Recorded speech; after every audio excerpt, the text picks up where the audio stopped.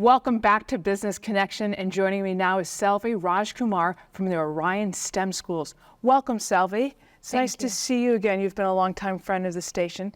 So you have something very exciting happening, the Orion STEM School. Tell me, what was the inspiration? Thank you, Liz, for having me here and asking me this question.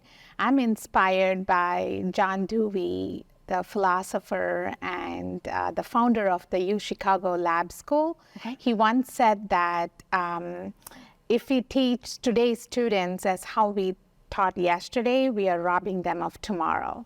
And I strongly believe that it's the fundamental responsibility of a school to introduce children to the things that they do not know they love yet. And I've seen statements from U.S. Department of Education and other organizations that there is a need for STEM education, and there's a huge gap between the demand and the need in the United States and our country. And Orion STEM Schools is our answer to that need.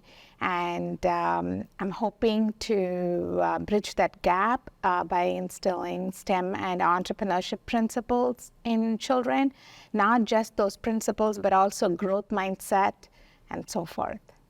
That's awesome. This school is K through 8? It is K through 8. And you mentioned that it's a STEM school, and so STEM is usually thought about with hard sciences, but you are also thinking about STEM in a holistic approach for this school. Tell me a little bit about that.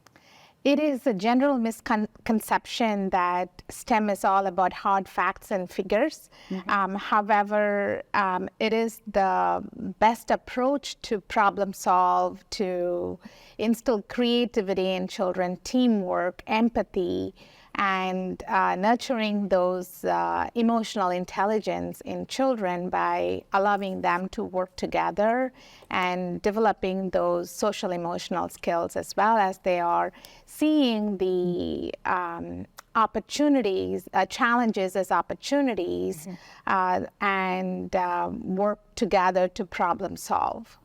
I think it's awesome. You're introducing a medical science curriculum from kindergarten onward. And I think that's very interesting. It ties back to your first statement when you said children are finding out about new things they don't love yet. So Yes. Does this apply here with medical sciences? You're teaching them from kindergarten on. Tell me a little bit about that. I think that's so fascinating. Yeah, thank you. We are very fortunate to get Dr. Ira Rubin, our very own Naperville resident, who has founded the mini medical school for middle schoolers and high schoolers to expose them to the field of healthcare and see if they want to pursue that as their career. And we are working with them to pioneer the medical science curriculum to start as early as kindergarten. The sooner we start, it's always better. And so we are putting together this medical science curriculum in addition to financial literacy, which we call it consumer science, and data science and artificial intelligence, those type of courses, subjects that we want to offer to students as interdisciplinary learning. So students will get the rigorous curriculum from math, science, technology, engineering, and apply those skill sets in a project where they solve a real life problem and learn through experiences. So basically children take action by caring and learn by doing. I think it's awesome. I was thinking about when you were saying that, I think, because you're K through 8, and 4, 5, 6, 7, 8, that's when kids really start to show their personalities and they come into their own, and they often think about, I could do this. And here you are giving them the opportunity to try to do something.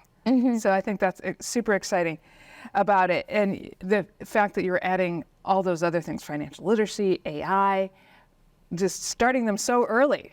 So community engagement and trust is critical in a school. How do you foster that relationship between the parents and the students and the school and the broader community?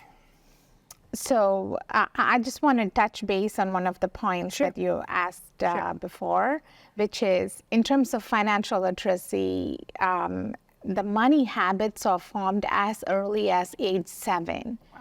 So it is critical to start early and involve families as well. So the research that U Chicago team has done has showed that not only it's easy to impart knowledge about finance to students.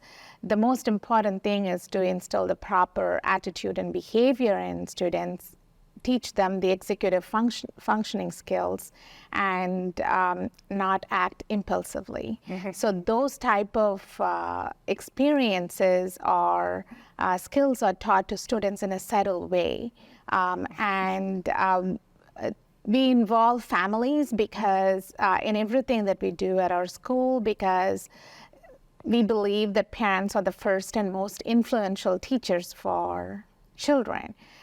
So, for example, they have family money night where they involve families. They have cards where children fill out this money journal, have conversation starting prompts, where children start the conversation with families and have their own stories and things like that. We also get the resources from Harvard's Making Caring Common project, where we want to instill the kindness and compassion in children.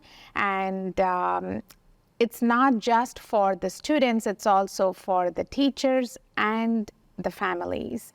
So we are, the community as a whole, we want to work together and bring the best out of our students. I think those are great goals. With the foundation steps started for the Orion STEM Schools, where do you see the school in the next 5 years? I envision not only Orion STEM Schools is known for its academic excellence, but also the students that go through our school is known for their character and believing in themselves, having intrinsic motivation, and not only embrace change, but create change. Be confident and be kind and be compassionate global citizen. Well, you are, with this school, you are setting those students up for success. And more importantly, you're setting up the world for success by educating such wonderful students. So thank you so much. If you're interested in learning more about the Orion STEM Schools, please visit their website.